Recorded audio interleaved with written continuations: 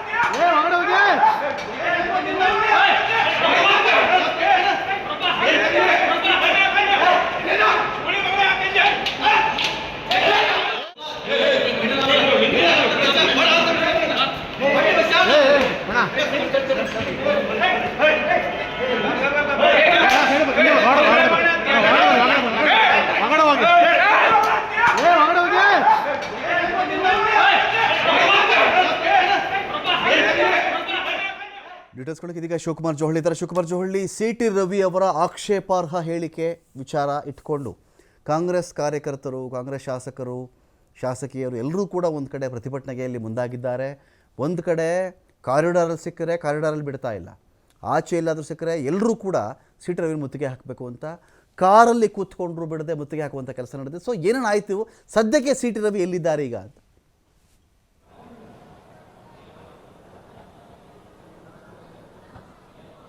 ರಮಕಾಂತ್, ವಿಧಾನ ಪರಿಷತ್ ಕಲಾಪದ ಸಂದರ್ಭದಲ್ಲಿ ಸಿಟಿ ರವಿಯವರು ಆಕ್ಷೇಪಾರ್ಹ ಪದ ಬಳಕೆಯನ್ನು ಮಾಡಿದ್ದಾರೆ ಅನ್ನುವಂತಹ ಕಾರಣಕ್ಕೆ ಲಕ್ಷ್ಮೀ ಹೆಬ್ಬಾಳ್ಕರ್ ಅವರ ವಿರುದ್ಧ ಅವರ ಬೆಂಬಲಿಗರು ಇವತ್ತು ಸಿಟಿ ರವಿ ಅವರಿಗೆ ಮುತ್ತಿಗೆ ಹಾಕುವಂತ ಪ್ರಯತ್ನವನ್ನ ಮಾಡಿದ್ರು. ಅವರ ಮೇಲೆ ಅಟ್ಯಾಕ್ ಮಾಡುವಂತ ಒಂದು ಪ್ರಯತ್ನಗಳನ್ನು ಕೂಡ ಮಾಡಿದ್ದಾರೆ. ಏನು ಅವರು ಈ ಹೇಳಿಕೆಯನ್ನ ಕೊಟ್ಟರು. ತದನಂತರದಲ್ಲಿ ಬೆಳಗಾವಿ ಸುವರ್ಣಸೌಧದ ಪಶ್ಚಿಮ ಭಾಗದಲ್ಲಿ ಸಿಟಿ ರವಿ ಅವರು ಕಾರ್ನಲ್ಲಿ ಕೂತು ಹೊರಡುವಂತ ಸಂದರ್ಭದಲ್ಲಿ ಅವರ ಬೆಂಬಲಿಗರು ಅಲ್ಲಿಗೆ ಬರ್ತಾರೆ, ಮುತ್ತಿಗೆಯನ್ನು ಹಾಕ್ತಾರೆ, ಸಿಟಿ ರವಿ ಅವರ ವಿರುದ್ಧ ಘೋಷಣೆಗಳನ್ನ ಕೂಗ್ತಾರೆ. ನಂತರ ಕಾರಿಗೆ ಗುದ್ದಿ ಆಕ್ರೋಶವನ್ನ ವ್ಯಕ್ತಪಡಿಸ್ತಾರೆ. ಆ ಸಂದರ್ಭದಲ್ಲಿ ಪೊಲೀಸರು ತಕ್ಷಣ ಅಲ್ಲಿ ಧಾವಿಸ್ತಾರೆ. ನಂತರ ಅವರನ್ನ ಚದುರಿಸುವಂತ ಒಂದು ಕೆಲಸವನ್ನ ಮಾಡ್ತಾರೆ.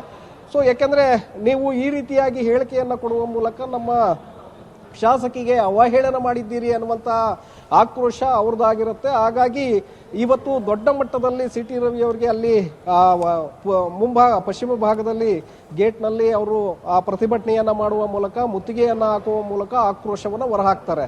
ತದನಂತರ ಸಿಟಿ ರವಿ ಅವರು ಪರಿಷತ್ ಕಲಾಪಕ್ಕೆ ಎಂಟ್ರಿ ಆಗ್ತಾರೆ. ಆ ನಂತರ ವಿಧಾನಸಭೆಯ ಮೊಗಸಾಲೆಗೆ ಬರ್ತಾರೆ. ನಾವೀಗ ನೋಡ್ತಾ ಇರುವಂತದ್ದು ವಿಧಾನಸಭೆ ಮೊಗಸಾಲೆ. ಇದು ಪೂರ್ವ ದಿಕ್ಕಿನಲ್ಲಿ ಇರುವಂತದ್ದು. ನಾವೀಗ ಪೂರ್ವ ದಿಕ್ಕಿನಲ್ಲಿ ನಾವಿದ್ದೇವೆ. ಈ ಪೂರ್ವ ದಿಕ್ಕಿನಲ್ಲಿ ಸಿಟಿ ರವಿ ಅವರು ಒಳಗಡೆ ಹೋಗ್ತಾರೆ. ಒಳಗಡೆ ಹೋಗಿ ಅವರು ಮತ್ತೆ ವಾಪಸ್ ಬರ್ತಾರೆ. ಅಲ್ಲಿಂದ ಅವರ MLAಗಳೇನಿರ್ತಾರೆ ಅವರನ್ನ ಮಾತನಾಡಿಸಿ ಅವರು ಹೊರಗಡೆ ಬರ್ತಾರೆ. ಹೊರಗಡೆ ಬಂದಂತ ಸಂದರ್ಭದಲ್ಲಿ ಇದು ನೀವು ನೋಡ್ತಾ ಇರುವಂತದ್ದು ಈ ದೃಶ್ಯಗಳಲ್ಲಿ ಸಿಟಿ ರವಿ ಅವರು ಈ ಗೇಟ್ ಮೂಲಕ ಇಲ್ಲಿ ಹೊರಗಡೆ ಬರ್ತಾರೆ.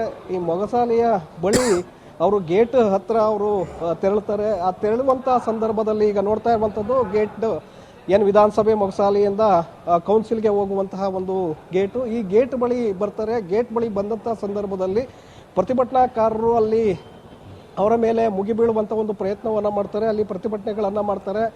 ಸಿಟಿ ರವಿ ಅವರ ವಿರುದ್ಧ ಧಿಕ್ಕಾರಗಳನ್ನ ಕೂಗ್ತಾರೆ. ನಂತರ ಮಾರ್ಷಲ್ ಅವರು ಯಾವಾಗ ಸಿ ಟಿ ರವಿ ಅವರು ಆ ಗೇಟ್ ಮೂಲಕ ಕೌನ್ಸಿಲ್ ಕಡೆ ಹೋಗೋದಕ್ಕೆ ಪ್ರಯತ್ನ ಪಟ್ಟರು, ಆಗ ಒಬ್ಬ ವ್ಯಕ್ತಿ ಏಕಾಏಕಿ ಬಂದವ್ರ ಮೇಲೆ ಹಲ್ಲೆ ಮಾಡುವಂಥ ಒಂದು ಪ್ರಯತ್ನವನ್ನು ಮಾಡ್ತಾರೆ. ಆ ಪ್ರಯತ್ನ ಮಾಡುವಂಥ ಸಂದರ್ಭದಲ್ಲಿ ತಕ್ಷಣ ಮಾರ್ಷಲ್ ಅಲರ್ಟ್ ಆಗ್ತಾರೆ. ಅವರನ್ನ ಸಿ ಟಿ ರವಿ ಅವರನ್ನ ರಕ್ಷಣೆ ಮಾಡುವಂಥ ಒಂದು ಪ್ರಯತ್ನವನ್ನು ಮಾಡ್ತಾರೆ. ಜೊತೆಗೆ ವಿಧಾನಸಭೆಯ ಮುಂಭಾಗದಲ್ಲಿ ಏನು ಇದ್ರು ಮಾರ್ಷಲ್ಗಳು, ಅವರು ಕೂಡ ಅವರ ಸಹಾಯಕ್ಕೆ ಧಾವಿಸ್ತಾರೆ. ಸಿ ಟಿ ರವಿ ಅವರನ್ನ ಗೇಟ್ ನ ಒಳಗಡೆ ರಕ್ಷಣೆ ಮಾಡ್ತಾರೆ. ನಂತರ ಗೇಟ್ ಬಾಗಿಲನ್ನ ಕ್ಲೋಸ್ ಮಾಡಲಾಗತ್ತೆ. ತದನಂತರ ನಾವು ರವಿ ಅವರ ಬಾಡಿ ಲ್ಯಾಂಗ್ವೇಜ್ ನೋಡಿದ್ರೆ ತುಂಬಾ ಕ್ಯಾಶುಯಲ್ ಆಗಿ ಇದ್ದಂಗೆ ಕಾಣಿಸ್ತಾ ಇದ್ರು. ಅವರಿಗೆ ಈ ಒಂದು ಅಪಾಯದ ಅರ್ಥನೇ ಆಗಿರ್ಲಿಲ್ವಾ ರವಿ ಅವರಿಗೆ ಅಂತ ಹೇಳಿ. ಈಗ ಅವರು ಏನು ಆರೋಪ ಕೇಳಿ ಬರ್ತಿರೋದು ಪ್ರಾಸ್ಟಿಟ್ಯೂಟ್ ಅನ್ನೋ ಒಂದು ವರ್ಡನ್ನು ಬಳಸಿದ್ರು ಅಂತ, ಅಂದರೆ ವೇಶ್ಯೆ ಅಂತ ಕರೆದು ಲಕ್ಷ್ಮೀ ಹೆಬ್ಬಾಳ್ಕರ್ ಅವ್ರಿಗೆ ಅಂತ ಆರೋಪ ಕೇಳಿ ಬಂದಿರೋದು. ಅವ್ರು ಕರೆದಿದ್ದಾರೋ ಬಿಟ್ಟಿದ್ದಾರೋ ನಮಗೆ ಗೊತ್ತಿಲ್ಲ, ತನಿಖೆ ನಡೀಲಿ ಅದ್ರ ಬಗ್ಗೆ. ಸೊ ಈ ಥರ ಆದಮೇಲೆ ಈ ಥರ ಎಲ್ಲ ಕಡೆಗಳಿಂದ ಅಟ್ಯಾಕ್ ಆಗ್ತಾ ಇದ್ರು ಕೂಡ ತುಂಬ ಕ್ಯಾಶುಯಲ್ ಆಗಿದ್ದಂಗೆ ಕಾಣಿಸ್ತಾ ಇದ್ರು ರವಿ, ಯಾಕೆ ಅಂತ.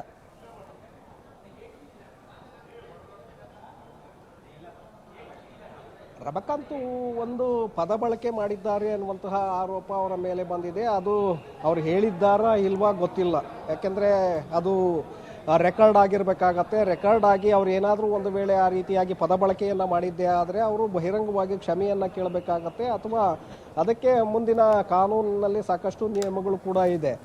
ಆದರೆ ಈ ಒಂದು ಅವರು ವಿಧಾನಸಭೆಗೆ ಬರ್ತಾರೆ, ಅಲ್ಲಿ ಪ್ರತಿಭಟನೆಯನ್ನು ಎದುರಿಸ್ತಾರೆ. ಮೊದಲಿಗೆ ಪ್ರತಿಭಟನೆಯನ್ನು ಎದುರಿಸಿ ಅವರು ಮತ್ತೆ ವಿಧಾನಸಭೆಯ ಮೊಗಸಾಲೆಗೆ ಬರ್ತಾರೆ.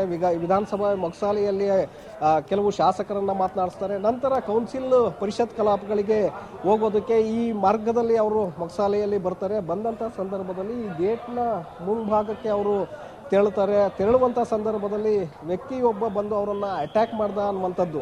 ಸೊ ಅಟ್ಯಾಕ್ ಮಾಡುವಂಥ ಸಂದರ್ಭದಲ್ಲಿ ಮಾರ್ಷಲ್ ಅವರು ಅವರನ್ನು ರಕ್ಷಣೆ ಮಾಡ್ತಾರೆ, ಸಿ ಟಿ ರವಿ ಅವರನ್ನು ಕೂಡ ರಕ್ಷಣೆ ಮಾಡ್ತಾರೆ. ನಂತರ ಗೇಟ್ ಕ್ಲೋಸ್ ಮಾಡಲಾಗತ್ತೆ. ಗೇಟ್ ಕ್ಲೋಸ್ ಮಾಡಿದ ನಂತರ ಪ್ರತಿಭಟನಾಕಾರರು ಸಾಕಷ್ಟು ಆಕ್ರೋಶಗಳನ್ನು ಸಿ ಟಿ ರವಿ ಅವರ ವಿರುದ್ಧವಾಗಿ ಹೊರಹಾಕ್ತಾರೆ. ನೀವು ಹೊರಗಡೆ ಬನ್ನಿ, ನಾವು ನೋಡ್ಕೊಳ್ತೀವಿ ಅನ್ನುವಂಥ ಒಂದು ಧಮಕಿ ಹಾಕುವಂಥ ಒಂದು ಪ್ರಯತ್ನಗಳನ್ನು ಕೂಡ ಮಾಡ್ತಾರೆ. ಆಗ ಆ ಸಂದರ್ಭದಲ್ಲಿ ಮಾರ್ಷಲ್ಗಳು ಅವರನ್ನು ತಡೆಯುವಂಥ ಒಂದು ಕೆಲಸವನ್ನು ಕೂಡ ಮಾಡ್ತಾರೆ. ನಂತರದಲ್ಲಿ ಪೊಲೀಸ್ ಸಿಬ್ಬಂದಿಗೆ ಮೆಸೇಜ್ ಹೋಗುತ್ತೆ. ಆನಂತರ ಪೊಲೀಸರು ಕೂಡ ಸಾಕಷ್ಟು ಸಂಖ್ಯೆಯಲ್ಲಿ ಆಗಮಿಸ್ತಾರೆ, ಪ್ರತಿಭಟನಾಕಾರರನ್ನು ಚದುರಿಸ್ತಾರೆ. ನಂತರ ಅವರೆಲ್ಲರನ್ನೂ ಕೂಡ ವಶಕ್ಕೆ ಪಡೆದು ಪೊಲೀಸ್ ಠಾಣೆಗೆ ಕರೆದೊಯ್ಯುವಂಥ ಒಂದು ಪ್ರಯತ್ನವನ್ನು ಮಾಡ್ತಾರೆ ರಮಕಾಂತ್. ಸೊ ನೀವು ಹೇಳಿದಾಗೆ ಸಿ ಟಿ ರವಿ ಅವರು ಹೇಗಿದ್ರು ಮುತ್ತಿಗೆ ಹಾಕಿದ್ದಾರೆ, ಹಾಗಾಗಿ ಇನ್ನೇನು ಇಲ್ಲ ಅನ್ನುವಂಥ ನಿಟ್ಟಿನಲ್ಲಿ ಅವರು ಥಿಂಕ್ ಮಾಡಿದ್ರು ಅನಿಸುತ್ತೆ. ಈ ರೀತಿಯಾಗಿ ಮತ್ತೆ ನನ್ನ ಮೇಲೆ ಹಲ್ಲೆ ಮಾಡುವಂಥ ಪ್ರಯತ್ನ, ಅಥವಾ ನನಗೆ ಮುತ್ತಿಗೆ ಹಾಕುವಂಥ ಪ್ರಯತ್ನ, ಅಥವಾ ನನ್ನ ವಿರುದ್ಧವಾಗಿ ಪ್ರತಿಭಟನೆ ಮಾಡುವಂಥ ಪ್ರಯತ್ನಗಳು ಆಗೋದಿಲ್ಲ ಅನ್ನುವಂಥ ಒಂದು ವಿಶ್ವಾಸಕ್ಕೆ ಬಂದಿದ್ರೇನೋ. ಆದರೆ ಈ ರೀತಿಯಾಗಿ ಅಚಾನಕ್ಕಾಗಿ ಹಿಂಗೆ ನನ್ನ ಮೇಲೆ ಬರ್ತಾರೆ, ಪ್ರತಿಭಟನೆಯನ್ನು ಮುಗಿಬೀಳ್ತಾರೆ ಅನ್ನುವಂಥದ್ದು ಸಿ ಟಿ ರವಿ ಅವ್ರಿಗೂ ಕೂಡ ಗೊತ್ತಿರಲಿಕ್ಕಿಲ್ಲ ಅನಿಸುತ್ತೆ. ಅವರು ಕೂಡ ಆ ಒಂದು ಕಾರಣಕ್ಕೆ ನಾರ್ಮಲ್ ಆಗಿರ್ತಾರೆ. ಅಲ್ಲಿ ಹೊರಗಡೆ ಪ್ರತಿಭಟನೆ ಮಾಡುವಂಥ ಸಂದರ್ಭದಲ್ಲಿ ಅವರು ಪದೇ ಪದೇ ಮಾರ್ಷಲ್ಗಳಿಗೆ ಹೇಳ್ತಾರೆ, ನಾನು ಪರಿಷತ್ ಕಲಾಪಕ್ಕೆ ಹೋಗಬೇಕು, ಹಾಗಾಗಿ ನನ್ನನ್ನು ಬಿಡಿ, ನಾನು ಇಂಥದಕ್ಕೆಲ್ಲ ಹೆದರೋದಿಲ್ಲ ಅನ್ನುವಂಥ ಒಂದು ಮಾತನ್ನು ಕೂಡ ಹೇಳ್ತಾರೆ. ಆದರೆ ಪೊಲೀಸರು ರಿಸ್ಕನ್ನು ತೆಗೆದುಕೊಳ್ಳೋದಕ್ಕೆ ಹೋಗೋದಿಲ್ಲ ಮಾರ್ಷಲ್ಗಳು. ಇಲ್ಲ, ನೀವು ಇಲ್ಲೇ ಇರಬೇಕು ಅಂತೇಳಿ ಅವರನ್ನು ರಕ್ಷಣೆ ಮಾಡ್ತಾರೆ. ನಂತರ ಪೊಲೀಸರನ್ನು ಕರೆಸಿ ಅಲ್ಲಿ ಪ್ರತಿಭಟನಾಕಾರರನ್ನು ವಶಕ್ಕೆ ಪಡೆಯುವಂಥ ಒಂದು ಕೆಲಸವನ್ನು ಮಾಡ್ತಾರೆ ರಮಕಾಂತ್. Thank you Shivakumar Johalli.